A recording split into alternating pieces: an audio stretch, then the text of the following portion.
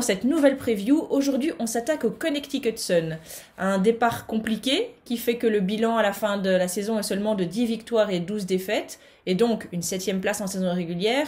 Mais malgré ça, l'équipe finalement s'est hissée jusqu'aux demi-finales qu'elles ont perdues face aux Las Vegas Aces.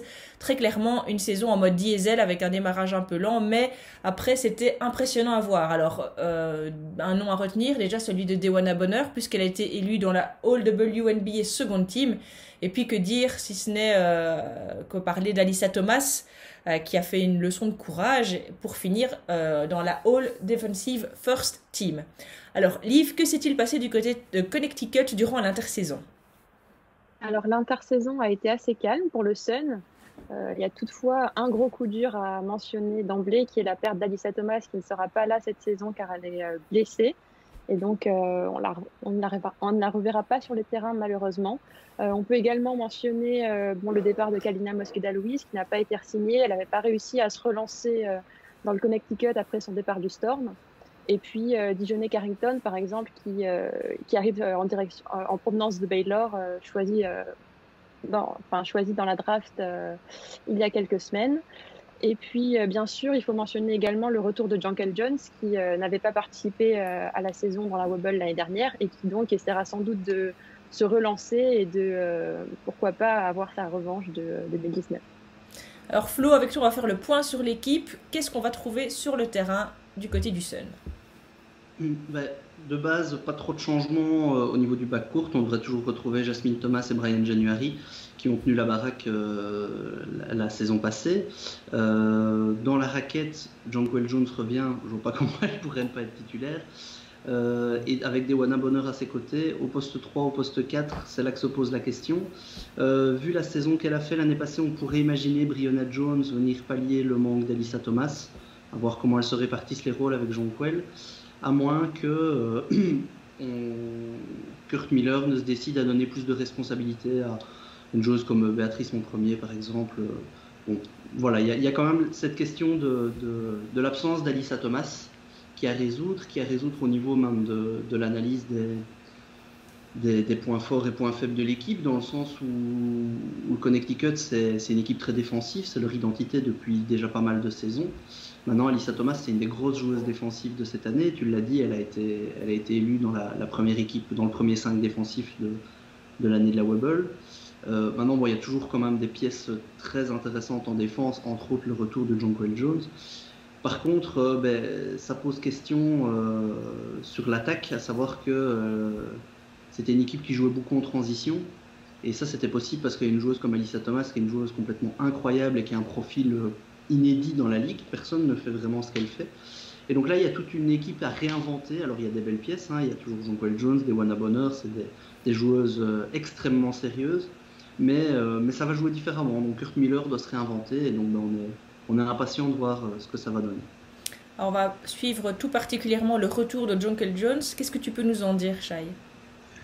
Déjà que c'est dommage malheureusement qu'on puisse pas voir le trio Bonner, Thomas, Jones, auquel on n'avait du coup pas eu droit non plus l'année dernière, mais finalement le retour de Jonquel c'est un joli lot de consolation pour une équipe qui va jouer sans Alyssa Thomas.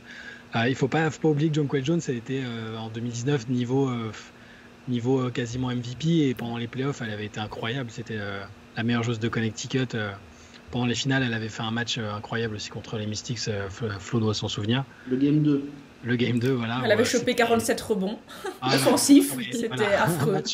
Au niveau domination, c'était impressionnant.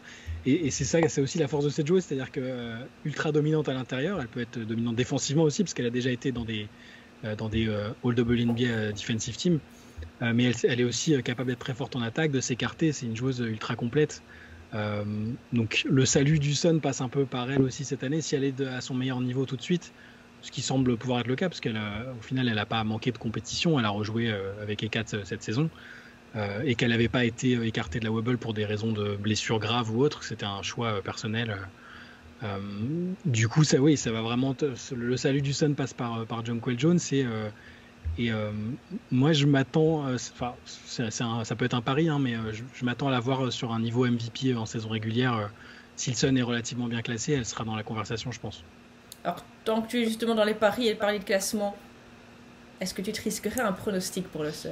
Oui, la transition était belle, je l'ai vu. Ça t'a impressionné, c'est des années de travail pour ça. Dis-moi donc. J'ai l'impression d'être peut-être un peu pessimiste, mais la blessure d'Alyssa Thomas a tellement été un sale coup moral pour toutes celles et ceux qui l'aiment que j'ai eu du mal, au moment de faire le classement, j'ai eu du mal à les mettre aussi haut que je l'aurais aimé, parce que je savais que c'est une équipe que j'aime beaucoup. Donc je les ai mises en 7e place, le temps de trouver justement une façon de jouer sans Alyssa. Donc je les vois quand même se qualifier, parce qu'il y a énormément de qualité sur le papier, pas énormément de profondeur, mais énormément de qualité. Donc ouais, je les ai mises 7e et donc qualifiées pour les playoffs quand même. Et toi, Flo?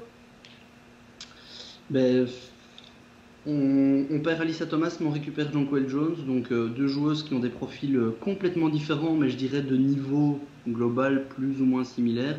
Donc je vois l'équipe faire plus ou moins un statu quo, et donc je les vois derrière le groupe de favorites, donc je les ai mis à la 6e position. Je pense qu'il va y avoir peut-être un peu de temps au démarrage pour réussir à mettre en route un nouveau plan de jeu, et puis après il y a quand même des joueuses extrêmement sérieuses dans l'effectif, donc ça se qualifie en play-off sans trop de soucis je pense, mais pas tout en haut, 6e position. Et toi, Liv? Comme Flo, je les ai mises à la 6e place. Pourquoi pas plus haut? Surtout du fait de la compétitivité des autres équipes. J'arrive pas vraiment à les remonter au classement, mais je les vois quand même faire une saison honorable, même avec l'absence d'Alyssa Thomas.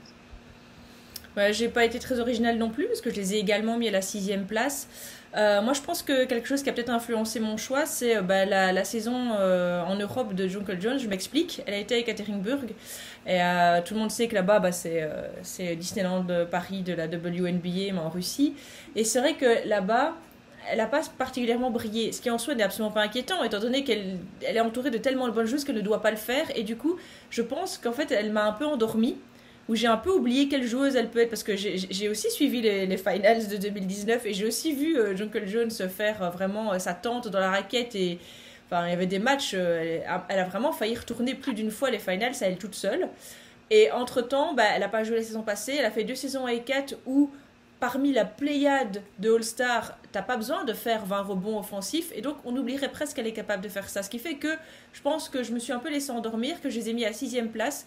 Mais si on retrouve une Jonquel niveau Finals 2019, accompagnée de Dewana Bonheur, etc., maintenant il reste effectivement, je trouve quand même aussi une profondeur de banc un petit peu limite, parce que quand on sort des quelques stars, il y a beaucoup de peps et d'énergie dans le banc, mais on blâme toujours Kurt Miller de ne pas faire jouer beaucoup son banc, mais alors est-ce que c'est l'œuf ou la poule? Est-ce que le banc n'est pas exceptionnel parce que Kurt Miller donne pas assez de temps de jeu, ou est-ce que Kurt Miller donne pas assez de temps de jeu parce que le banc est moyen? Toujours est-il que ces petites questions font que j'ai pas osé les mettre plus haut que la 6e place. Eh bien, merci à vous pour cette preview. On se retrouve maintenant avec Nico du compte Connecticut Sun FR, et on va voir s'il est d'accord avec nous, s'il est optimiste, pessimiste, et s'il a remonté la pente depuis la blessure d'Alyssa Thomas.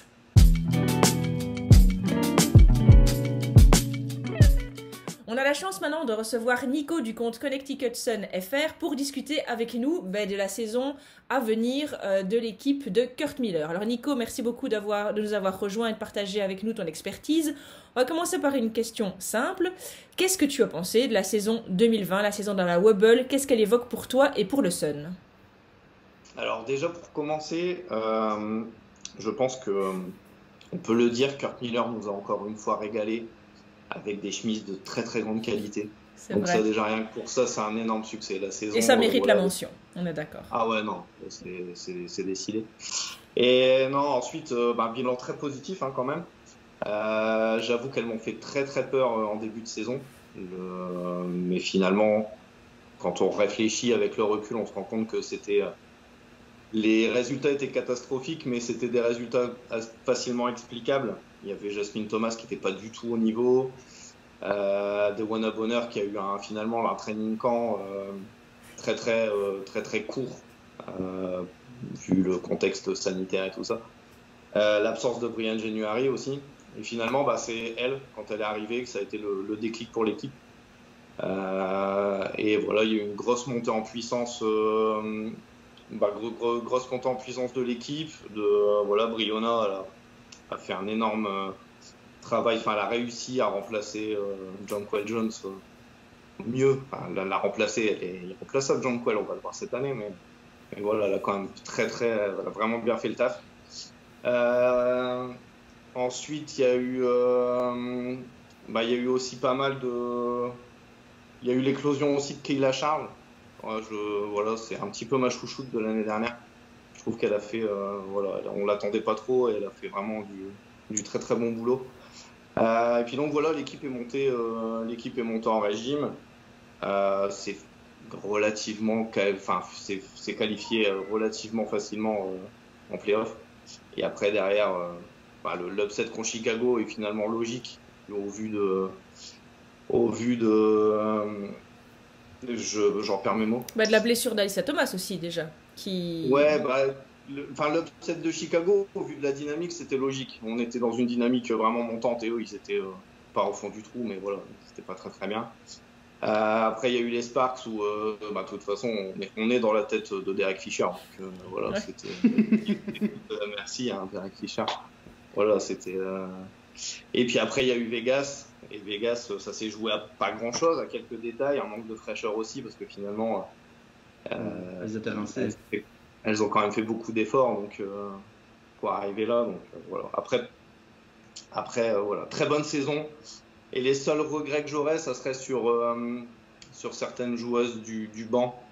Je m'attendais à un peu mieux de Bria Holmes et de Kalena Mosqueda-Lewis, notamment.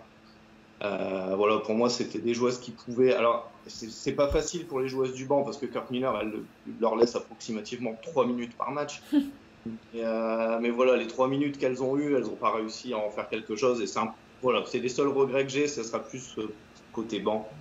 Après, voilà, Alyssa Thomas, elle était monstrueuse. Et voilà, elle va nous manquer cette année. Oh oui, mais je pense que toi, tout le monde, vraiment. Mais du coup, qu'est-ce que tu attends pour cette saison 2021 ? Quels sont tes espoirs ? Je parle pas encore de pronostics, simplement, voilà, en sachant les forces et les faiblesses en puissance, à quoi tu t'attends ? Là, en fait, là, concrètement, j'attends... la première chose que j'attends, et si c'est possible, ça serait très, très rapidement, ça serait un miracle de la science, pour que les ruptures du talon d'Achille soient guéries en 15 jours. Ça, ouais. Voilà, c'est ce que j'attends, principalement. Non, comme beaucoup de fans de WNBA, je suis hyper excité par la saison, parce que la saison, elle s'annonce vraiment passionnante et hyper ouverte. Pour le Sun, j'ai pas mal d'interrogations, notamment sur la façon dont elles vont jouer.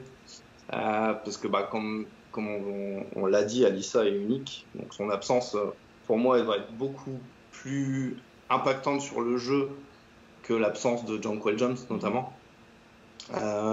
Et donc j'ai hâte, et je me demande quels ajustements va nous pondre Kurt Miller cette saison. J'ai un peu de mal à voir, parce que il y a certains insiders qui parlent de duo Breonna Jones, Jonquel Jones. J'ai un peu de mal à voir la complémentarité des deux. Alors, est-ce qu'on va avoir du Jonquel Jones, Béatrice Monte premier, ou est-ce que Dewana Bonner va partir en 4 ? Mais dans ce cas-là, si elle part en 4, les lignes arrière, surtout côté offensif, c'est le désert. Hein. Ça va être très très très compliqué. Donc voilà, à voir. Il y a Dijonne Carrington qui a été drafté pour son apport offensif. Donc j'imagine qu'elle va avoir pas mal de... j'espère qu'elle va avoir des minutes et qu'elle va pouvoir montrer quelque chose et être impactante offensivement. Surtout si Dewana passe 4 ou je sais pas, justement, c'est vraiment j'attends beaucoup de choses de ce début de saison, voir ce que va nous pondre Kurt Miller, et après, mais j'ai tellement confiance en lui que je me dis qu'il va réussir à nous faire quelque chose de très très bien. Est-ce que tu penses que au niveau de la défense, qui était quand même c'était l'ADN de l'équipe, et je pense que ça va sans doute l'être encore, mais avec Alyssa Thomas qui était quand même c'est le moteur de l'équipe en attaque comme en défense, comment tu vois les choses va se passer défensivement? Est-ce qu'elles vont réussir à s'appuyer encore là-dessus, ou est-ce qu'il va falloir changer un truc?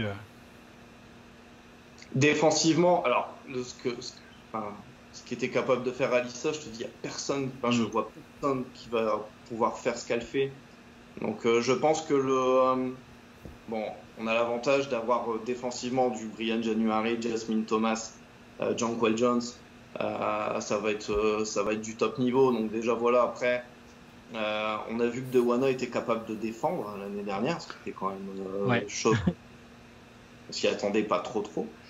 Donc voilà, si elle continue sur cette dynamique-là, après on avait vu, moi j'attends pas mal de Kayla Charles aussi, qui finalement défensivement aussi a amené de bonnes choses. Donc voilà, Alyssa va manquer, ça va être indéniable et ça va vraiment faire mal. Après j'espère que voilà, il y aura une autre manière elles vont jouer différemment, et j'ai pas d'inquiétude sur le fait que défensivement ça sera encore costaud et que le Sun restera un énorme poil à gratter pour beaucoup d'équipes cette saison, même si elles viseront pas le titre, mais je pense qu'elles risquent d'embêter pas mal d'équipes quand même. Mais du coup, tu parlais de l'absence d'Alyssa Thomas. Est-ce que tu as une joueuse que tu nous conseilles de suivre, en tout cas que toi tu vas suivre plus attentivement cette saison? Alors, côté joueuse à suivre, je pense que la logique, ça serait Jonquel Jones, vu que elle a fait une saison 2019 calibre MVP. L'année dernière, elle n'était pas là. Cette année, elle va devoir quand même compenser. Enfin voilà, côté responsabilité, on va attendre beaucoup d'elle. Donc voilà, je m'attends de sa part à une grosse saison, vraiment calibre MVP. Après, on verra bien. Après, il y a tellement de bonnes joueuses mais je pense qu'elle va nous sortir une grosse saison. Et après, je voudrais parler un peu de ma chouchoute Kayla Charles, justement, qui a fait une bonne saison l'année dernière. Et je pense qu'elle aura encore pas mal de minutes cette saison. Je la vois peut-être même arriver dans le 5. D'ailleurs, l'année dernière, elle avait déjà fait certains matchs dans le 5. Voilà, j'attends beaucoup d'elle. Donc voilà, ça sera un peu ma chouchoute à suivre. Et après, la troisième, ça serait Dijonay Carrington, parce qu'elle est de Baylor déjà. Et puis qu'en plus, voilà, je pense que c'est pareil, ça va être une joueuse. Enfin, j'espère déjà qu'elle va pas être coupée, parce que sinon, ma prévue, elle va être foirée. Elle est coupée dans une semaine. Désolé pour vous. Et après, non, je pense que voilà, elle peut amener offensivement, donc j'ai hâte de la voir également. Et est-ce que tu te risquerais un pronostic pour nous, sachant qu'on ressort les vidéos après et qu'on les passe en boucle en se moquant? Non, c'est pas vrai. Sinon, on serait les premiers à devoir faire un mea culpa. En fait, je pense, je vais faire le défaitiste, parce que comme ça, avec Shai et moi, on va pouvoir se mettre encore plein d'argent dans les poches. Paris.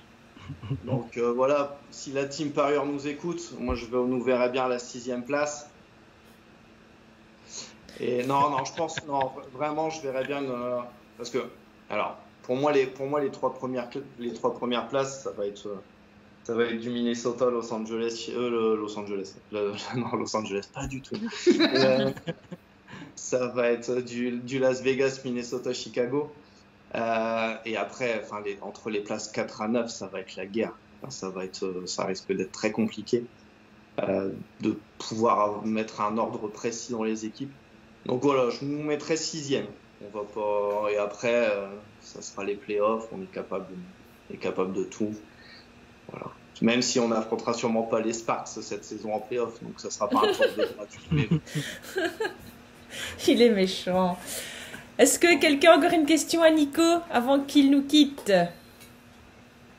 On a parlé de la défense. Moi, j'ai une question sur l'attaque, parce que la défense, elle allait avec l'attaque aussi. Vous étiez une équipe qui jouait beaucoup en transition. Et ça, c'est un jeu que tu peux faire parce que tu as le profil d'Alyssa Thomas, qui n'est pas qu'un profil défensif, qui est une joueuse qui permet de se projeter hyper rapidement de l'autre côté. Et ça, je trouve que c'est peut-être encore ça qui est le plus difficile à remplacer dans l'équipe, plus que la défense, où Jonquel Jones, c'est pas du tout une peintre en défense, donc elle pourra reprendre des responsabilités. Par contre, j'ai vraiment l'impression que c'est toute l'attaque que Kirk Miller va devoir réinventer. Et je sais pas ce que tu en penses, toi, de ça, à ce niveau-là, des joueuses sur lesquelles il pourra s'appuyer. Je suis complètement d'accord. Pour moi, offensivement, l'équipe n'aura rien à voir avec ce qu'elle était l'année dernière. Et justement, j'ai vraiment hâte de voir ce que Kirk Miller va pouvoir nous pondre et comment elles vont jouer. Parce que je te dis, s'il y a du Jonquel Jones, DeWanna Bonner en 4 et 5, voilà, ça va être assez ça va être impressionnant. Mais par contre, les lignes arrière pourra te amener du scoring. Enfin, tu vois, tu peux pas demander à Brian January ou Jasmine Thomas de mettre du 15 points par match, quoi. Jasmine Thomas, je me demande si elle va, vu ce qu'elle a montré de temps en temps, ponctuellement, hein, sur toute la saison, ça va peut-être être compliqué, mais elle est capable de sortir des matchs à 25 points, tu vois, qui sortent un peu de nulle part. Oui, bah, comme Brian January, elle pourrait très bien faire un match où tu vas voir, ça va rentrer, elle va pouvoir faire des matchs à 15 points. Mais tu peux pas te baser sur. Tu peux pas espérer une saison où elles vont chacune faire un match à 15 points. Enfin, je sais pas. Donc c'est vraiment ce côté offensif. J'attends vraiment beaucoup de ce début de saison, voir ce que ça va donner, voir si parce que va nous faire Kurt Miller. J'ai confiance, ça va le faire. Eh ben, mille merci Nico d'avoir partagé ton sentiment avec nous. On vous invite évidemment à suivre le compte Connecticut Sun FR pour voir toute l'actualité en détail du Connecticut. On souhaite une très très bonne saison. Beaucoup de belles chemises. Est-ce que j'ai un petit message à passer? Est-ce que je peux passer un petit message? Vas-y. Alors, en fait, c'est un petit message à toi, la personne qui est fan du Dream et qui nous écoute actuellement et qui avait sûrement honte d'avoir Kelly l'année dernière. Je peux le comprendre. On en avait tous honte de ça. Et en fait, sache que toi, supporter du Dream, viens créer le compte Dream FR, s'il te plaît. S'il te plaît. Tu verras la communauté top, on est trop bien. Vas-y, fais-nous plaisir, viens. Voilà, c'était mon petit message pour ce supporter qui se reconnaîtra. Enfin, je l'espère. On dirait les annonces d'Elysée Moon. Si tu montes à forte ou poitrine et que tu aimes le Dream. Eh ben Nico, espérons que ton appel sera entendu. On vous retrouve demain pour une nouvelle preview. Merci, salut.